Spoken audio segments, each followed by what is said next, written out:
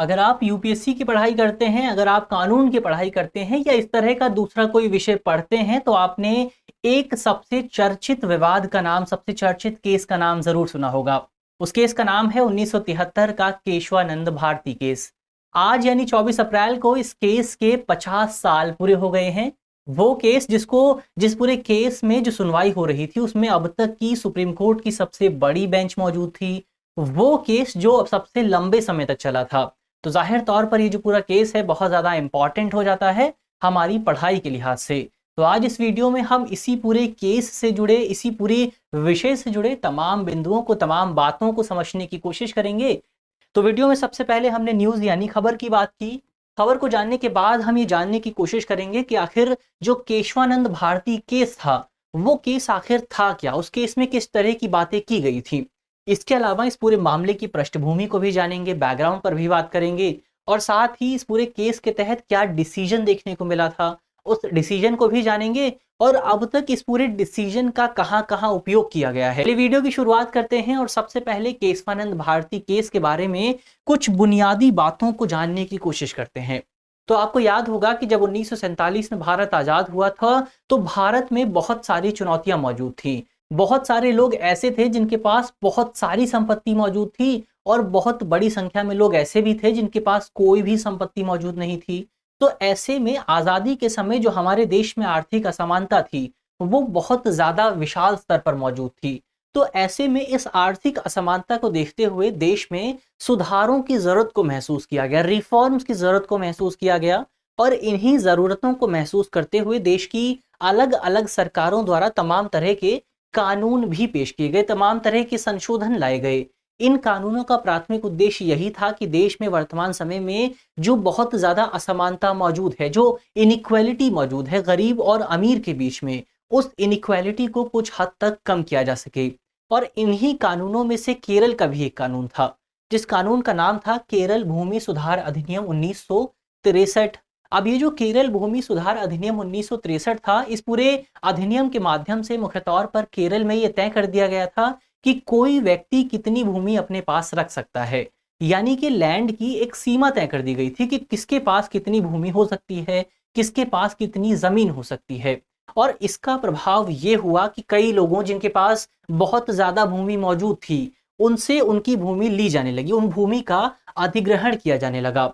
और ऐसा ही एक केस हमें कासरगोड जिले के एडनीर मठ में देखने को मिला जिसके पास बहुत ज्यादा भूमि मौजूद थी। तो ऐसे में केरल की सरकार उस पूरे मठ की भूमि को अपने अधीन लाने लगी, उसका अधिग्रहण करने लगी, जिसका प्रभाव ये हुआ कि इसकी वजह से मठ का जो दैनिक कामकाज था वो प्रभावित होने लगा क्योंकि उसकी तमाम भूमि पर उसके काम प्रसारित थे। तो ऐसे में इसकी वजह से जो मठ था उसको नुकसान होने लगा और इसी को ध्यान में रखते हुए आगे चलकर केरल सरकार के इसी भूमि सुधार अधिनियम को सुप्रीम कोर्ट के सामने चुनौती दी गई और इसी केस को हम केशवानंद भारती बनाम केरल राज्यवाद यानी केरल राज्य केस के नाम से जानते हैं। तो यही इतिहास का सबसे इंपॉर्टेंट केस रहा है। इस पूरे केस में खासतौर पर यह कहा गया था कि केरल सरकार ये जो कानून लेकर आई है ये पूरा का पूरा कानून संपत्ति के मौलिक अधिकार का उल्लंघन करता है। इसके अलावा ये पूरा कानून भारतीय संविधान के अनुच्छेद 26 के तहत जो मौलिक अधिकार दिए गए हैं उन फंडामेंटल राइट्स का भी उल्लंघन करता है। अब भारतीय संविधान का जो अनुच्छेद 26 है वो जो हमारे जो रिलीजियस इंस्टीट्यूशंस हैं उनको ये अधिकार देता है कि वो अपने से जुड़े मामलों को खुद प्रशासित कर सकते हैं, उनका नियंत्रण कर सकते हैं। लेकिन यहाँ पर तर्क ये दिया गया था कि केरल सरकार रिलीजियस इंस्टीट्यूशंस के मामले में इंटरवीन करने की कोशिश कर रही है, हस्तक्षेप करने की कोशिश कर रही है और इसी तर्क के आधार पर यह पूरा केस खड़ा किया गया था। इस पूरे केस को सुप्रीम कोर्ट के सामने चुनौती दी गई थी। अब आगे बढ़ते हैं और इस पूरे मामले की पृष्ठभूमि को जानने की कोशिश करते हैं। अगर आपको केशवानंद भारती केस में जो डिसीजन आया था उसको समझना है, उसको सही ढंग से जानना है, तो उसके लिए ये भी जरूरी हो जाता है कि उससे पहले सुप्रीम कोर्ट ने जो तमाम डिसीजन दिए थे उन तमाम निर्णयों पर भी एक बार बात कर ली जाए। इस पूरे विषय से जुड़े जो सबसे इंपॉर्टेंट दो डिसीजन थे वो पहला डिसीजन हमें 1951 में देखने को मिलता है और दूसरा डिसीजन 1965 में देखने को मिलता है। 1951 वाले जो केस था उसका नाम था शंकर प्रसाद बनाम भारत संघ और जो दूसरा मामला था उसका नाम था सज्जन सिंह केस। अब ये जो शंकरी प्रसाद बनाम भारत संघ का मामला था, इस मामले में भारतीय संविधान के पहले संविधान संशोधन को चुनौती दी गई थी। और ये जो सज्जन सिंह वाला केस था, इसमें भारतीय संविधान के 17वें संविधान संशोधन को चुनौती दी गई थी। तो इन दोनों केसेस में सुप्रीम कोर्ट ने एक ही तरह का डिसीजन दिया था। मतलब कि सज्जन सिंह वाले केस में सुप्रीम कोर्ट ने इस वाले केस का अपना निर्णय को दोहरा दिया था।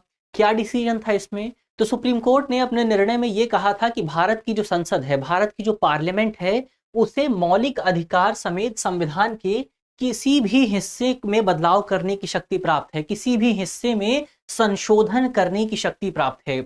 यानी कि हम यहाँ पर कह सकते हैं कि इस डिसीजन के माध्यम से सुप्रीम कोर्ट ने भारत की जो विधायिका है, जो लेजिस्लेचर है, उसे संविधान में संशोधन की समग्र शक्ति दे दी गई, एब्सोल्यूट पावर दे दी गई। यानी कि सरकार या फिर संसद संविधान के किसी भी हिस्से में अपनी इच्छा के अनुसार बदलाव कर सकती थी। तो यहाँ पर ये एक बहुत विशेष डिसीजन था। इसके अलावा सुप्रीम कोर्ट ने अपने डिसीजन में ये भी कहा कि भारतीय संविधान का जो अनुच्छेद 13 है, उस अनुच्छेद 13 में जो कानून शब्द का जिक्र किया गया है, इस शब्द में, इस कानून के दायरे में केवल सामान्य कानून ही शामिल होंगे, केवल ऑर्डिनरी कानून को ही शामिल किया जाएगा। और इसमें हम जो संविधान संशोधन होते हैं, उससे जुड़े कानूनों को भारतीय संविधान के अनुच्छेद 13 के दायरे में शामिल नहीं किया जाएगा। अब इस पूरे डिसीजन को समझने से पहले हमें यह समझना होगा कि अनुच्छेद 13 आखिर है क्या। तो भारतीय संविधान का जो अनुच्छेद 13 है, वो ये कहता है कि अगर सरकार कोई कानून लेकर आती है और वो कानून भारतीय संविधान के भाग 3 यानी कि मौलिक अधिकार का उल्लंघन करते हैं, उसके असंगत होते हैं, तो ऐसे में सुप्रीम कोर्ट उस कानून को रद्द कर सकती है, भारतीय न्यायपालिका उस कानून को रद्द कर सकती है। लेकिन अब सुप्रीम कोर्ट ने अपने डिसीजन के माध्यम से यह कह दिया था कि भारतीय संविधान के अनुच्छेद 13 में जो कानून शब्द का जिक्र है, उसमें केवल ऑर्डिनरी कानून आएंगे। तो ऐसे में यह स्पष्ट हो गया कि केवल ऑर्डिनरी कानूनों को रद्द करने की शक्ति ही सुप्रीम कोर्ट के पास मौजूद है। लेकिन यहां पर सुप्रीम कोर्ट ने यह भी कह दिया इसके माध्यम से कि ये संविधान संशोधन शामिल नहीं होते हैं। इसके माध्यम से सुप्रीम कोर्ट ने यह स्पष्ट कर दिया कि अगर सरकार कोई संविधान संशोधन लेकर आती है और उसके माध्यम से भारत के मौलिक अधिकार में कोई बदलाव किया जाता है, या फिर वो संविधान संशोधन मौलिक अधिकारों का उल्लंघन भी करता है, तो इसके बावजूद भी उसे अवैध करार नहीं दिया जाएगा, उसे इल्लीगल करार नहीं दिया जाएगा। तो ये हमें इन दो डिसीजंस में देखने को मिलता है। लेकिन ये स्थिति बहुत लंबे समय तक बनी नहीं रह पाती। इसके बाद हमें देखने को मिलता है साल 1967 का गोलकनाथ केस। और गोलकनाथ केस में सुप्रीम कोर्ट द्वारा एक नए सिरे से इस पूरे विषय की जांच की जाती है और अपने पुराने जो डिसीजंस थे, ये जो दोनों डिसीजंस थे, इन डिसीजंस में दिए गए निर्णयों को पूरी तरह से पलट दिया जाता है। अब यहाँ पर सुप्रीम कोर्ट क्या कहता है अपने डिसीजन में? तो सुप्रीम कोर्ट अपने डिसीजन में कहता है कि भारत की जो संसद है, वो संविधान के मौलिक अधिकारों में संशोधन नहीं कर सकती। यानी कि एक नया स्टांस लिया जाता है, एक नई स्थिति बनाई जाती है। पहले सुप्रीम कोर्ट ने यह कहा था कि मौलिक अधिकारों में संशोधन किया जा सकता है, लेकिन अब 1967 के डिसीजन में सुप्रीम कोर्ट कहती है कि संसद मौलिक अधिकारों में संशोधन नहीं कर सकती, क्योंकि मौलिक अधिकारों में संशोधन करने की जो शक्ति है, वो शक्ति केवल भारत की संविधान सभा के पास मौजूद थी। तो यहाँ पर हमें सुप्रीम कोर्ट का एक नया डिसीजन देखने को मिलता है। इसके अलावा सुप्रीम कोर्ट अपने डिसीजन में यह भी कहता है कि भारतीय संविधान के अनुच्छेद 368 के तहत अगर सरकार कोई भी संशोधन लेकर आती है, और भारतीय संविधान का अनुच्छेद 368 क्या है, तो ये सरकार को संविधान में संशोधन करने की शक्ति देता है। यानी कि अगर संसद कोई भी संविधान संशोधन लेकर आती है, तो उस संविधान संशोधन को भी अनुच्छेद 13 के दायरे में शामिल किया जाएगा। इसका मतलब ये होता है कि अगर सरकार कोई संविधान संशोधन लेकर भी आती है और वो संविधान संशोधन भारत के मौलिक अधिकारों का उल्लंघन करते हैं, तो उस संविधान संशोधन को पूरी तरह से रद्द किया जा सकता है। तो जाहिर तौर पर हमें अब सुप्रीम कोर्ट के दो कॉन्ट्रडिक्शनरी डिसीजंस देखने को मिलते हैं। एक पहले वाले डिसीजन, बच्चन सिंह केस वाला डिसीजन, और दूसरा गोलकनाथ केस वाला डिसीजन। अब गोलकनाथ केस वाले डिसीजन में सुप्रीम कोर्ट ने जाहिर तौर पर सरकार की, संसद की जो शक्तियां थीं, उन शक्तियों को सीमित कर दिया था। यानी यहाँ पर हमें सरकार और न्यायपालिका, यानी कि विधायिका और न्यायपालिका के बीच एक टकराव देखने को मिलता है। और इसी टकराव को आगे बढ़ाते हुए सरकार कुछ संविधान संशोधन लेकर आती है, जिन संविधान संशोधनों के जरिए जो सुप्रीम कोर्ट का डिसीजन था, उस डिसीजन की वैधता को, उस डिसीजन की मान्यता को रद्द करने की कोशिश की जाती है। इसमें पहला संविधान संशोधन था 24वां संविधान संशोधन, जिसके माध्यम से सरकार ने स्वयं को संविधान के किसी भी हिस्से में संशोधन करने की शक्ति प्रदान कर दी थी।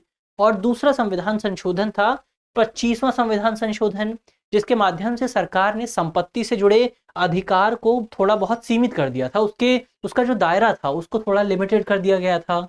और यहाँ पर तीसरा संविधान संशोधन था 29वां संविधान संशोधन। अब ये जो 29वां संविधान संशोधन है, ये कहीं ना कहीं केशवानंद भारती केस से जुड़ता हुआ दिखाई देता है, क्योंकि 29वें संविधान संशोधन के जरिए सरकार ने केरल सरकार के जो भूमि सुधार अधिनियम थे, उन अधिनियमों को भारतीय संविधान की 9वीं अनुसूची में शामिल कर दिया था।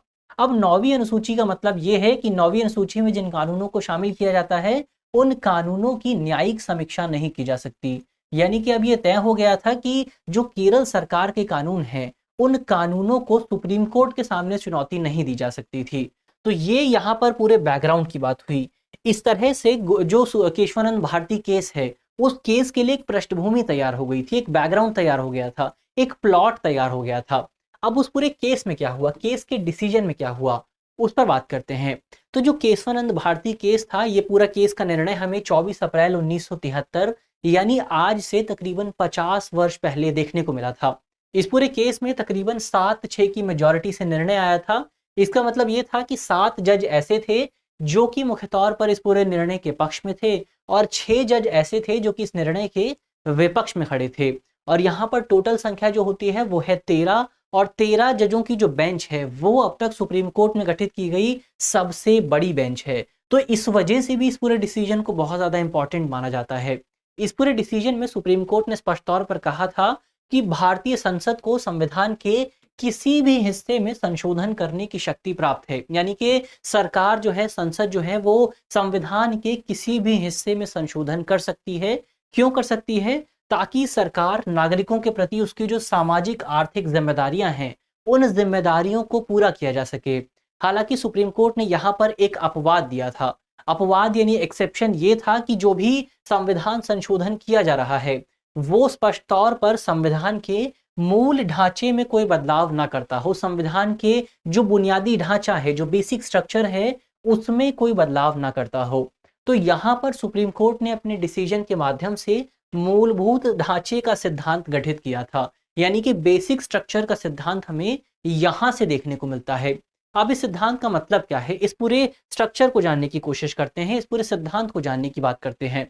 तो बेसिक स्ट्रक्चर का मतलब ये है कि संविधान के कुछ ऐसे एलिमेंट्स होते हैं जो बहुत ज्यादा बेसिक होते हैं, बहुत ज्यादा मूलभूत होते हैं, और ऐसे में अगर आप संविधान के इन बेसिक एलिमेंट्स में संशोधन करते हैं तो संविधान की जो मूलभूत धारणा है उसी में बदलाव हो जाएगा, जो फिलॉसफी है वही बदल जाएगी। तो ऐसे में सुप्रीम कोर्ट का कहना था कि सरकार संविधान के इन मूलभूत तथ्यों में बदलाव नहीं कर सकती है, इन एलिमेंट्स में बदलाव नहीं किया जा सकता। अब कौन कौन से हैं एलिमेंट्स? तो इन एलिमेंट्स में आप संसदीय लोकतंत्र की व्यवस्था को शामिल कर सकते हैं, यानी कि सरकार संसदीय लोकतंत्र की व्यवस्था में बदलाव नहीं कर सकती। इसके अलावा आप इसमें मौलिक अधिकार को शामिल कर सकते हैं, आप न्यायिक समीक्षा को शामिल कर सकते हैं, आप धर्मनिरपेक्षता को शामिल कर सकते हैं। यानी कि सरकार हमारे संविधान के जो सेक्युलरिस्ट नेचर है, उस नेचर में बदलाव नहीं कर सकती है। इसके अलावा यहाँ पर सवाल ये भी उठता है कि ये कौन तय करेगा कि संविधान के बेसिक स्ट्रक्चर में कौन कौन सी चीजें शामिल हैं? तो इसकी जो जिम्मेदारी है वो न्यायपालिका ने खुद उठाई है। न्यायपालिका खुद ये तय करता है कि बेसिक स्ट्रक्चर में कौन कौन सी चीजें शामिल होती हैं, और अलग अलग डिसीजंस के जरिए इस चीज को तय किया जाता है।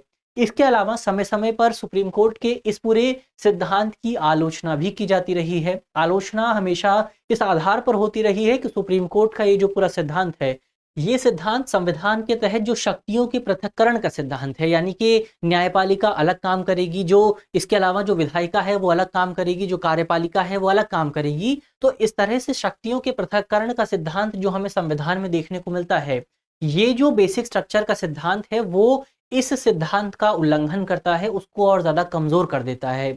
इसके अलावा जो दूसरा सिद्धांत है वो संसद की संप्रभुता के सिद्धांत का भी उल्लंघन करता है। संसद एक तरह से संप्रभु निकाय है, लेकिन अगर उसके निर्णयों की समीक्षा की जाएगी तो जाहिर तौर पर उसकी जो संप्रभुता है वो और ज्यादा कमजोर होती है।